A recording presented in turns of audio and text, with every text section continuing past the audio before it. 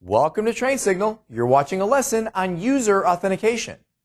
Now, I will tell you, in this course, there's a number of different lessons we've had that are related to network security. And although the word security doesn't appear in the title of this lesson, I'll tell you, user authentication plays a huge role in keeping things secure on your network. So let's go ahead and get started. All right, so now even though the lesson is called user authentication, we need to kind of have a breakdown here of what I like to call the 3 A's, authentication, authorization, and accounting. And make sure that we know the difference between these terms and understand not just the differences, but how they also can work together. So if we start off with that term authentication, we need to understand that this is nothing more than the process of identifying a user or computer. Okay, and that's it. The line is drawn right there. Authentication is just identifying the user or computer. That's it. From there, we can move into authorization, which is then the process of determining the level of access that that user or computer has to given resources or possibly different privileges. Okay, so you need to, before we even get into accounting, these two, authentication and authorization, you need to understand that they work together, but that there is a difference. Authentication is just the process of identifying, and authorization is then just the process of determining what that user or computer has access to and the level of access that it would be. Now, the third A is accounting, and this is the process of keeping a log of activity by that user or computer. And there are many different types of accounting that we can talk about in different areas of computer networking. But when it comes to what we're talking about here, it really has a lot to do with keeping track of when somebody has logged on to a network and how long they were there for, and things like that. Now, there's also another A, which is not included here, which is related to accounting, and it's something called auditing. And that's where we can get into much more detail as far as keeping track of what a user or computer is doing. But when it comes to the authentication aspect of things, authentication, authorization, and accounting all kind of work together. And I will tell you, there are 2 specific protocols which will cooperate with these 3 processes.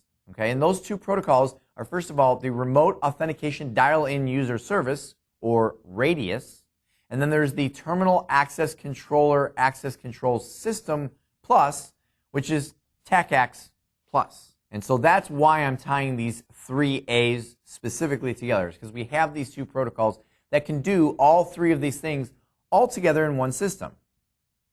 Now, there are a few other somewhat subtle differences between the TACACS Plus and the RADIUS protocols, but one of the main differences that really stands out is that TACACS Plus relies on TCP connections, and you may recall from other lessons that we talked about TCP being a reliable transport layer protocol, whereas RADIUS uses UDP connections, which is a connectionless transport layer protocol. Okay, so that is one significant difference between the 2. So here in this diagram, I want to kind of illustrate how the RADIUS or TACACS Plus process works. And the idea here is, on the left-hand side, you'll see we have a bunch of remote clients. Okay, and although there's 3 of them there, I want you to picture that that's a representation of what could be thousands of remote clients who are away from the office. And in order for those clients to connect into the office, they are going to have to connect in via remote access servers, or we could say VPN servers would be more typical these days, which, by the way, a VPN server is a remote access server. So on the right-hand side of the internet cloud here, you'll see I have 3 remote access servers. And the reason is because we have these thousands of clients, and although we may typically think of it as connecting via one remote access server, maybe one is not enough. So we have multiple remote access servers, but we want all of them to act consistently. We want them to have a consistent set of rules surrounding these remote connections. So these remote access servers are actually, we could say Radius or TACX Plus. And I'll tell you what, let's just stick with Radius for the simplicity of just sticking with one. So we'll say that they are actually acting as Radius clients. Okay, so the three servers to the right of the Internet Cloud here are remote access servers, but they are then Radius clients. And what that means is they then will communicate with a centralized Radius server. Okay, so all the way over on the right, on the top, you'll see we have a Radius server. That Radius server is responsible for being a centralized repository of the rules, so it can make sure that all the remote access servers have to follow the same rules when it comes to remote access connectivity. But the other thing that the Radius server will do is it will then communicate with the last server I have listed on this diagram, which is all the way to the right on the bottom, which is a directory services server, or we could say, in the case of Microsoft, an Active Directory domain controller. Okay, and that's how we are going to go ahead and authenticate that the user information is correct. In other words, when a user tries to log in remotely, they're going to have to give their credentials, and those credentials will be passed from the remote access servers, aka Radius clients, over to the Radius server, and then the Radius server will go ahead and communicate with the Active Directory domain controller to make sure that those are the correct credentials. And if they are, that information will be passed back to the remote access servers, who will go ahead and tell the clients, okay, you've been authenticated. So the idea here is that the Radius server is a central repository of keeping consistent remote access rules for all the different servers. And it also is a central point that all those servers can go through to authorize the clients who are attempting to connect. But one other thing that the Radius server would do in this scenario is, if the settings have been enabled, it will also keep an account of the connections. As far as who is connecting, it also keeps track of how much data is being transmitted back and forth, and how long they were connected for. Now, if you're wondering why we're keeping track of the amount of data, this goes back to some of the old days, back when everything wasn't unlimited, back when you used to actually have an internet service provider, and that service provider would give you X number of either minutes of connectivity or X number of maybe bytes or kilobytes or megabytes, depending on how far back we're going, how much data you were allowed to transmit based upon how much you paid them every month. That's where the idea of some of this originally came from. Now we use it more for maybe some of our 802.1x environments, which I know we haven't talked about that yet. That comes later on in the lesson. But more of our enterprise level environments, if we need to keep track of users and how long they're connected for, and how much data they're transmitting. So now, moving along, let's talk about specific authentication protocols. And so here I want to talk to you about something called Kerberos. Kerberos is used as a secure authentication protocol. To be more specific, let me talk to you about some of the characteristics of Kerberos. Part of why it's considered to be a secure authentication protocol is that it uses a secret key to keep authentication information, aka your usernames and passwords, secure. Okay, I will tell you that in the old days, before we used Kerberos, there were plain text databases in some cases that were used to store usernames and passwords, which meant if somebody gained physical access to the directory services server, well, they could fairly easily get a hold of everybody's username and password. They can't do it quite as easy with Kerberos. I can tell you that Kerberos also uses something called a symmetric, and just to be clear here, I didn't say the word asymmetric. I said it uses a symmetric key encryption methodology. Okay, so what that means is it's typically used within a private network where key management can be handled easily. Now we're going to talk a little bit about symmetric versus asymmetric. That's why I gave the clarification a minute ago. We'll talk about the different type of encryption and what the benefits and the drawbacks are for each. Kerberos allows users to have what's called single sign-on. Single sign-on means that you basically sign on once. So, right, you get into the office first thing in the morning, you enter your username and password, and you are logged in. Now, when you go around the network accessing resources, you don't have to be prompted again and again and again for your credentials. You just get to access the resources based upon your original sign-on. That's what single sign-on means. One last piece of information about Kerberos that you should know is that it can also be used for something called mutual authentication. Now, mutual authentication is a process where the server doesn't just validate the client, but the client can also validate the server. All right, so that's another feature of Kerberos. Kerberos is one of the most commonly used authentication protocols in today's world, and that's why we're spending so much time on it here. Now, let's talk about a process called multi-factor authentication.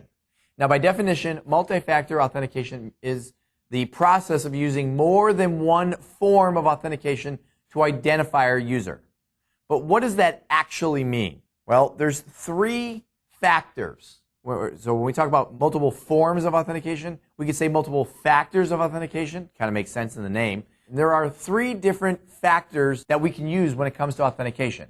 We can go off of something that somebody knows, we can go off of something that they have, or it could be something that they are. So let's talk about what each of those mean.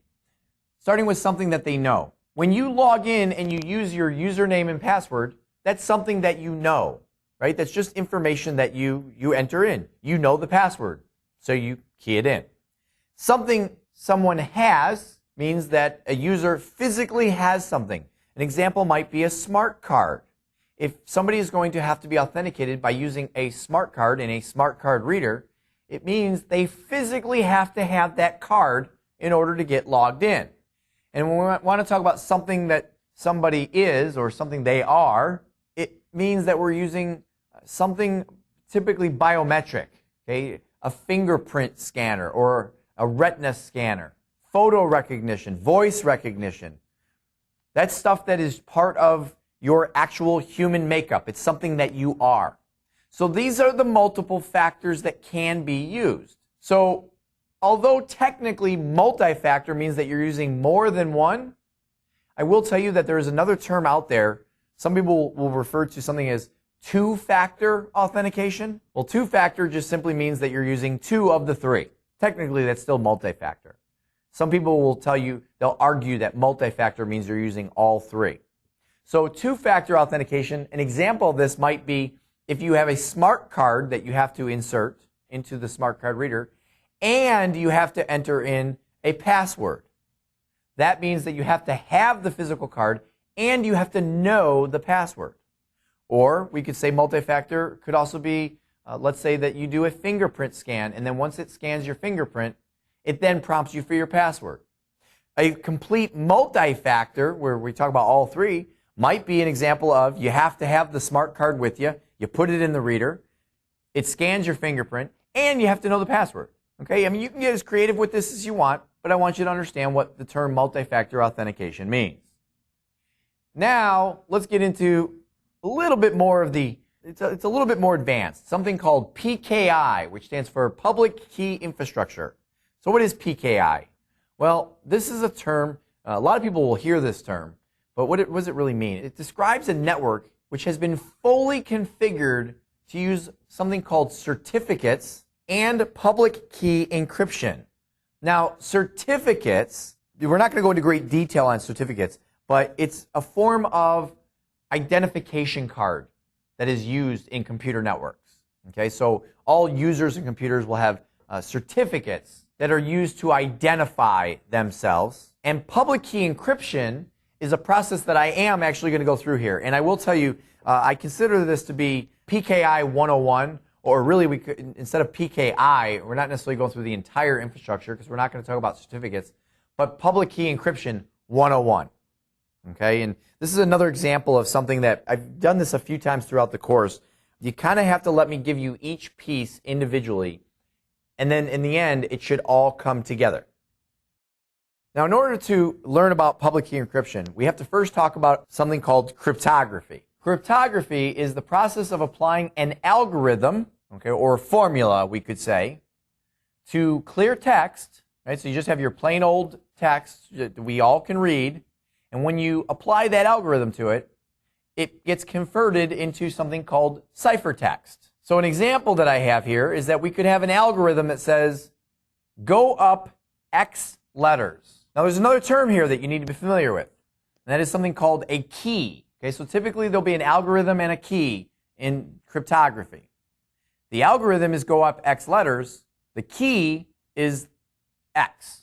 Okay, so we fill the key, or really I should say we replace the letter X with our key.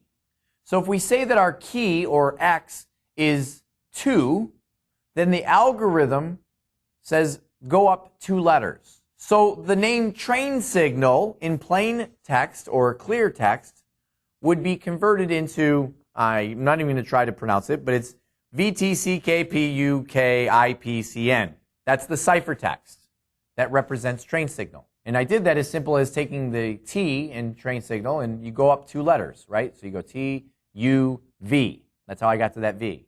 The R in train signal, you go up 2 letters and you go, let's see, R, S, T. That's why you got a T there. Okay, so that is how that formula works. Whereas if X is 5, right, so we're using the same algorithm. The algorithm is go up X number of letters, but now the key is 5. Well, then train signal becomes YWFNSXNLSFQ. And again, we're using the same process where we just go up X number of letters. Now, why am I telling you all this? Well, it's because I want you to see how this relates to a term called key, right? We're going to talk about using keys when it comes to cryptography and encryption. Now, when we use symmetric key encryption, the same key is used to encrypt as the one that is used to decrypt. Okay, so if I go back a second, you'll notice that this example that I have here would be one that is kind of like using a symmetric key. In other words, if the algorithm is to go up X letters and the key is 2, then the way you decrypt it is just to go down 2 letters. Okay, the key is still 2. You just reverse the algorithm and use the same key. So that's what we mean by symmetric key encryption. The same key is used to encrypt is used to decrypt. This would mean that there'd have to be a key for every unique communication, which means it's also only good for use in a small and very secure environment. So let me give you an example. Let's say we had an environment that was as simple as there's 100 users. That's not a very big environment, right? 100 users. Well, each of those 100 users would have to have 99 keys to have a unique key to communicate with each of the other 99 users on the network, right? So you got user number 1 would need 99 keys, one for communication with each of the other 99 users on the network. Then you go to user number 2, and you say, all right, well, he's going to have not just the 1 key to go back to user 1, but then 98 more keys to communicate with each of the 98 remaining people. Then you go to user number 3, it's going to need the keys we already had for the first 2 users, but then 97 more keys. So you want to figure out how many keys you need, and there is a formula, and we're not going to go into a whole math lesson here, but the bottom line is you'd need 99 plus 98 plus 97 plus 96 plus 95, all the way down so you get to, plus 1 more key, right? So you do the math, that's a lot of keys. I mean, it's thousands. So that's why we're saying it's only good for use in a very small environment, and it also needs to be in a secure environment, because if you're going to use one of these keys over an unsecure network, there needs to be a way to have that key shared between the 2 users, right? So they have to both know what the secret key is, right? They have to both have that secret decoder ring in order to know what that key is. So what we'll do is very often in order to transmit that symmetric key, we'll have to use an asymmetric key for that secure exchange. So what does that mean? Well, let's talk about asymmetric key encryption. With asymmetric key encryption, something called key pairs are used to encrypt and decrypt the data. Okay, so you have a pair of keys. One key in the pair is used to encrypt, whereas the other key, the matching paired key, will then be the one that is used to decrypt the data. Key exchange and storage is simplified, which means it is good for use in a large, unsecure environment. And guess what? The most common form of asymmetric encryption is known as public key encryption, which is exactly what we are talking about here. That's how this is all coming together. Now, I want to kind of go a step further and explain what I mean by key exchange and storage being simplified and that it's good for use in a large environment. So let's start off by just understanding that for every user in your environment, each user is going to have a pair of keys. Okay, so and again, please take this one step at a time. Just grasp each thing that I'm saying. Don't try to put it all together till the end. So right now we have these users in our network, and they each have these two keys. One of the keys that each user has is what's known as the private key. That key, for the sake of trying to understand it, we'll say is in the pocket of each individual user. There is a matching paired key to each of those private keys that every user has, and that's what's known as the public key. Now, the public key, just as it sounds, is public. It's accessible to everybody. So picture that all of the public keys that each of our users have, it's labeled, right? It's got the user's name on it, but it's stored out in, we'll just say, a box. Some public, picture a box on the wall, a box of keys on the wall, and everybody has access to that box. All right, so for right now, every user has a pair of keys. One's private, one's public. The private one is only accessible to the individual user. The public key is accessible to everybody. So let's go to an example. Let's go, really, I should say, back to our example of the 100 users, right? Because we already determined that if there were symmetric key encryption taking place, well, then we're going to have thousands of keys. In the case of 100 users using public key encryption, since there's just a pair of keys, there's only a grand total of 200 keys. 100 of the 200 keys would be private and only accessible to the individual users, and the other 100 keys would be public and would be accessible to everyone. Those are the 100 that would be stored out in that box somewhere. So what that means is each user has access to a grand total of 101 keys. The 100 keys that are in that public box, and then the one private key that's in their pocket. All right, so again, hopefully you're still with me, because this is just piece by piece here. Now I'm going to explain to you how we actually use these keys for secure transmission. And I will tell you that there's two types of secure transmission. Okay, so in this example I have here, John has some data, and he wants to send it securely to Mary, meaning he doesn't want anyone else to be able to read the data besides Mary. So what John will do is he will take the data, right? He's got just this raw plain text data, and he will encrypt it with Mary's public key. So he will go to that public box of keys, grab Mary's key, right? Mary's public key to be more specific, and he'll encrypt the data with that key. Now here's the deal. Anytime data is encrypted with any key, doesn't matter which one of the 200 keys, for example, that we have, anytime that data is encrypted, the only way it can be decrypted or read or brought back to plain or clear text is by using the matching paired key. So if he encrypts it with Mary's public key, right, so he takes that key and encrypts it, takes that encrypted data and sends it over to Mary, what key can then be used to decrypt it? The answer is Mary's private key. Even that same public key that was originally used to encrypt cannot be used to decrypt. You have to switch now to the private key. So Mary will then take her private key and decrypt the data so that she can read it. So you see how that's secure, right? John sent data over to Mary, and only Mary could read it, because the only key that could decrypt the data was her private key, and only Mary had access to it. Now, let's talk about the other use for public key encryption. And that is, what if John wants to send what's called authenticated data to Mary? Meaning, it's not so much that he's concerned with if anyone reads the data. He wants Mary to be able to validate that it was sent from John and not from somebody pretending to be John. Somebody who's acting as an imposter who says, hey, Mary, my name is John, and I just sent you some data, and here you go. And then Mary goes, wow, why is John saying that to me? That doesn't sound like John. Yeah, let's make sure John sends data and Mary knows it's from John.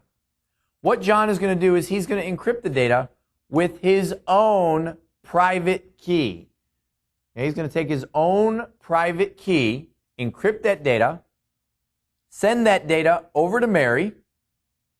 Now, when Mary gets it, she's only going to be able to access it by using what key? Right? You got to use the matching paired key. So what key would that be? If John encrypted with his own private key, Mary's going to have to take John's public key to decrypt the data. Because she decrypted it with John's public key, she knows that it had to have originally been encrypted with the matching paired key, which means it had to be encrypted with John's private key. If she goes and takes John's public key and tries to decrypt and it doesn't work, then she knows that whoever is saying that they're John isn't really John, because only John had access to John's private key, and only John's private key would have been used if it's able to be decrypted with John's public key. Now, I hope I didn't lose you there, okay? Because if I did, go back and listen again, because you really kind of have to understand the steps here. And that's how public key encryption works. And I will tell you that if you go back to symmetric key encryption when we were talking about it, and we were saying that a key exchange, so a symmetric key exchange over an unsecured network, is secured using public key or asymmetric key encryption, this is what we're talking about. If John and Mary wanted to have a private conversation and they were going to use symmetric key encryption for that private conversation, they would have to first transmit that symmetric key by encrypting it using an asymmetric key encryption process like public key encryption. An example of where this is done is SSL. That's just to give you one example of how it's done. SSL actually uses a symmetric key encryption for the actual encrypting of data, but the original validating and transmitting of that symmetric key is done using public key encryption. All right, so now that I've thoroughly confused you with public key encryption, and I hope I haven't, I'm making a joke there, and if I have, you may even want to, stop here and rewind the lesson until you get it. But let's just kind of go through a little bit more here when it comes to authentication and different authentication strategies. 802.1x is considered to be a secure network access control standard. It is really a set of protocols and requirements which include certificate services, right? So we go back to certificates, which we didn't really talk about because it's much more advanced than where we're at right now, so I don't want to lose the scope. And radius. Okay, so remember we talked about radius. So if you put certificate services and radius together, you have 802.1x. Now, it's typically these days used for securing wireless network access. And you may recall from the wireless and wireless security lessons, we talked about 802.1x. But it is something that is capable of being used for helping to secure wired environments as well. So now the last thing I want to go over with you before we wrap this lesson up is just some of the remote access authentication protocols. And realistically, I can tell you that only the bottom two are used in today's environment. And I suppose technically there's a third one that is used, and that's the second one here, CHAP. But I want to kind of go through all of these, if nothing else, just so there's a little bit of a history. The very first one at the top, we have PAP, the Password Authentication Protocol. This is typically not used anymore because this is an absolutely just plain text, nothing to it, authentication protocol. It is not secure at all. If you want to move up into at least a medium level of security, you move up into something called CHAP, the Challenge Handshake Allocation Protocol. And again, you don't see it used too much, but it is still occasionally used when you are not in a Microsoft environment. Whereas when you are in a Microsoft environment, we have what's called MS CHAP, which is the Microsoft Challenge Handshake Allocation Protocol, or MS CHAP V2, which is really nothing more than a newer version of the Microsoft Challenge Handshake Allocation Protocol. So in a Microsoft environment, you are typically looking at MS CHAP V2 if you want to get to, an even somewhat secure authentication environment. From there, if you want to get into a much higher level of security, we move into something called the Extensible Authentication Protocol, or EAP. And there are a lot of different versions of this extensible authentication protocol. And the reason why is because it's just what it sounds like. It's an extensible authentication protocol, meaning it has an API to allow other vendors to go ahead and add their own versions of extensibility to the authentication process. So an example of EAP being used in, I know in a Microsoft environment, is if you want to force your remote access users to authenticate using smart cards, that has to be done using the extensible authentication protocol, because you have to have some kind of an API to allow for that extensibility of using a smart card reader, meaning going beyond just just your generic username and password. So those are your remote access authentication protocols. And so that brings us to the end of this lesson. And I do understand that it was a fairly long lesson. We covered quite a few things. So just to quickly review, we started off by talking about the 3 A's: authentication, authorization, and accounting. We talked about a couple of protocols that allow those to work together with one another, especially in an enterprise environment. We talked about some specific authentication protocols, both local and remote access. And then, of course, don't forget, we talked all about that little difficult part in the middle, where we talked all about cryptography and encryption. So make sure that you have a good firm grasp on symmetric versus asymmetric encryption, and especially on the asymmetric side as far as PKI, or more specifically, public key encryption, which is a component of PKI. So again, there's a lot that goes together to make up user authentication, but it's a very important component when it comes to the security of your network. So make sure you got a good grasp on this one, and I'll see you in the next lesson.